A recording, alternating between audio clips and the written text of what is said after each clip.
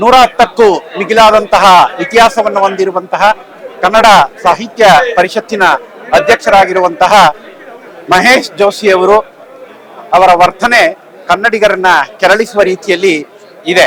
ಆ ಕಾರಣದಿಂದಾಗಿ ಕನ್ನಡಿಗರಾಗಿರುವಂತಹ ನಾವುಗಳು ಕನ್ನಡಿಗರೇ ಆಗಿದ್ದಂತಹ ಅಧ್ಯಕ್ಷರನ್ನ ವಿರೋಧಿಸುವಂತಹ ಸ್ಥಿತಿ ನಿರ್ಮಾಣ ಮಾಡಿರುವಂತಹದ್ದು ಖಂಡನೀಯ ಆದದ್ದು ಅಂತ ಹೇಳಿ ನಾನಾದರೂ ಹೇಳ್ತಾ ಹೋಗ್ತೇನೆ. ಇತಿಹಾಸದಲ್ಲಿ ಗಮನಿಸಿದಂತಹ ಸಂದರ್ಭದಲ್ಲಿ 110 ವರ್ಷಗಳ ಇತಿಹಾಸದ ಒಳಗಡೆ ಈ ತರದ ಅಧ್ಯಕ್ಷರನ್ನ ನಾವು ನೋಡ್ಲಿಕ್ಕೆ ಸಾಧ್ಯ ಆಗಿಲ್ಲ.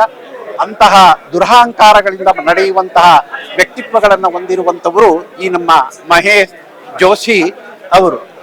ಏಕಪಕ್ಷೀಯ ನಿರ್ಧಾರಗಳನ್ನ ತೆಗೆದುಕೊಳ್ಳುವುದರ ಜೊತೆಗೆ ಅಧ್ಯಕ್ಷರು ಮತ್ತು ಸದಸ್ಯರುಗಳ ಮೇಲೆ ಆಕ್ರಮಣಕಾರಿ ನೀತಿಗಳನ್ನ ಜಾರಿಗೊಳಿಸುವಂತಹ ಪ್ರಯತ್ನಗಳನ್ನ ಮಾಡ್ತಾ ಇರೋದ್ರನ್ನ ಕನ್ನಡ ನಾಡಿನ ಎಲ್ಲ ಕನ್ನಡಿಗರು ಒಕ್ಕರ್ಲಿನಿಂದ ವಿರೋಧಿಸ್ತಾ ಇದ್ದಾರೆ.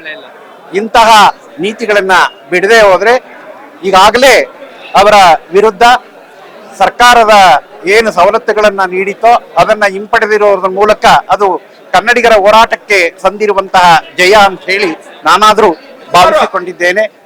ಇನ್ನು ಮುಂದಾದರೂ ಅವರು ಎಚ್ಚೆತ್ತುಕೊಂಡು ನಡೆಯುವಂತಹ ಪ್ರಯತ್ನಗಳನ್ನ ಮಾಡಬೇಕಾಗಿದೆ.